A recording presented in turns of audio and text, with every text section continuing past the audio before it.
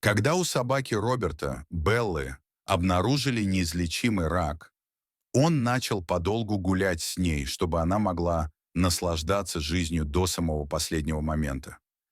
Однажды, когда солнечная погода быстро сменилась, мужчина решил сделать селфи.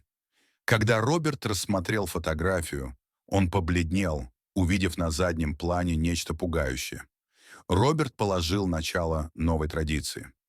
Каждый раз, когда он со своей любимой собакой посещал новый парк, лес или озеро, он делал с ней селфи. Он хотел запечатлеть каждое приключение, а также создать галерею воспоминаний, к которым он мог бы вернуться после того, как ее не станет. К сожалению, диагноз ветеринара был окончательным. Рак распространился за пределы ее ноги, и ампутация конечности вместе с опухолью дала бы Белле возможность прожить еще несколько месяцев. Роберт был потрясен этой новостью, но решил максимально использовать оставшееся у них время. И вот они прогуливались по лесу, чтобы его лучшая подруга могла прожить свои последние месяцы наилучшим образом. Он опустился на колени, позвал Беллу и быстро сделал снимок. Ему показалось, что снимок получился красивым. Он положил телефон в карман и продолжил прогулку со своей собакой, которая бегала между деревьями. Был прекрасный день, и пение птиц успокаивало его, почти заставляя забыть о том, что его единственный спутник вот-вот уйдет. Белла была рядом с ним, когда от него ушла жена, а семья отдалилась, и он не знал, что бы он без нее делал. Чтобы отогнать печаль, которая начала его одолевать, Роберт снова достал телефон и проверил фотографию. Белла всегда выглядела забавно на снимках, вызывая у него улыбку, но на этот раз то, что он увидел, не принесло облегчения. Мужчина побледнел, когда взглянул на изображение, почувствовав, как по спине пробежал холодок. Он медленно оторвал взгляд от экрана, и в этот момент в лесу воцарилась жуткая тишина. Обычные звуки птиц и насекомых исчезли. Остался только звук его собственных шагов. Эта неожиданная тишина заставила Роберта занервничать еще больше, и он начал озираться по сторонам в поисках признаков опасности. Может ли таинственное существо на фотографии быть реальным, или это только его воображение? Внезапно Белла залаяла на ближайший куст, и потому, как она подняла хвост, Роберт понял, что она почувствовала угрозу.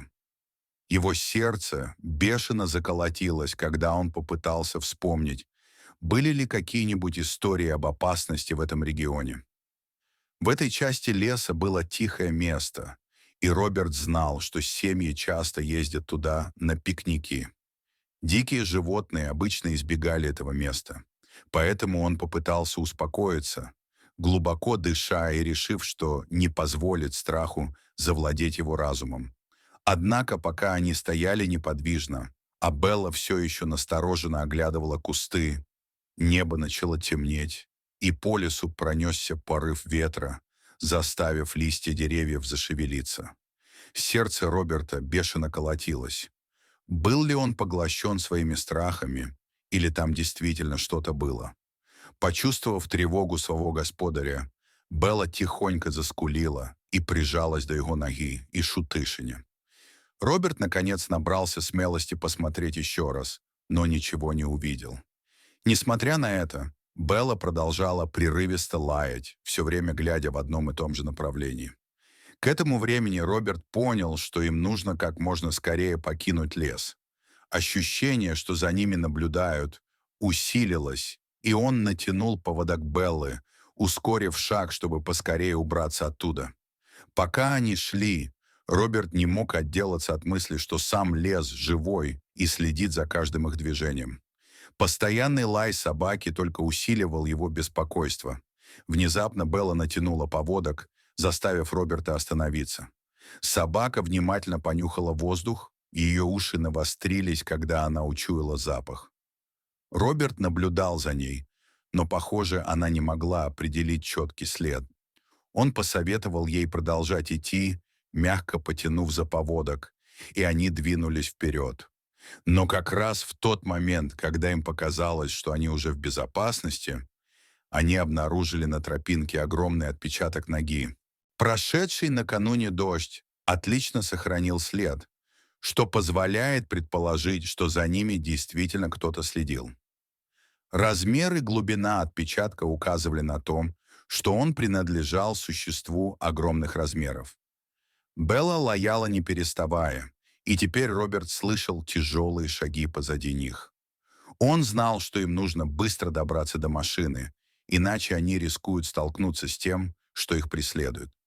Примерно через 10 минут отчаянного бега Роберт почувствовал облегчение, решив, что они в безопасности.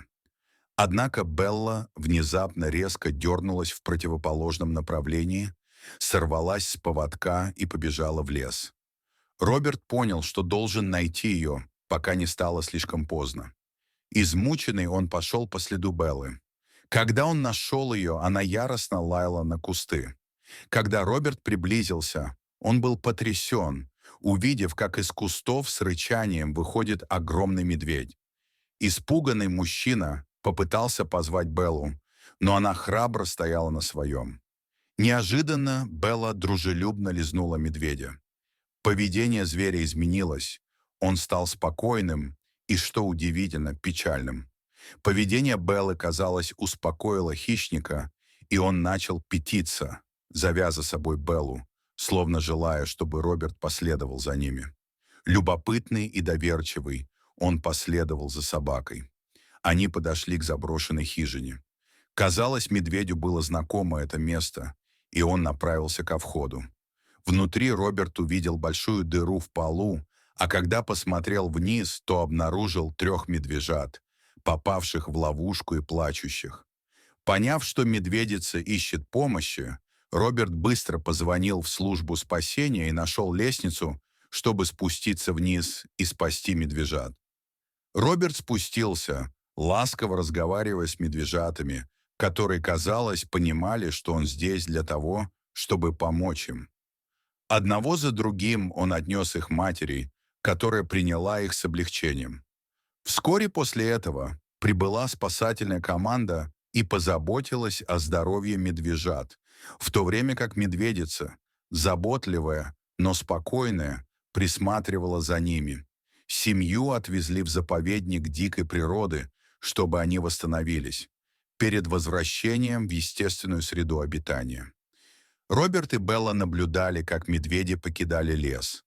Гордый он размышлял о храбрости Беллы и ее связи с медведем. Когда они вернулись к машине, солнце уже садилось, и Роберт понял, что этот момент с Беллой будет незабываемым. В последующие дни Роберт посетил заповедник и увидел, как процветают медведи. Он смирился с тем, что время Беллы подходит к концу, и дорожил каждым мгновением, проведенным с ней.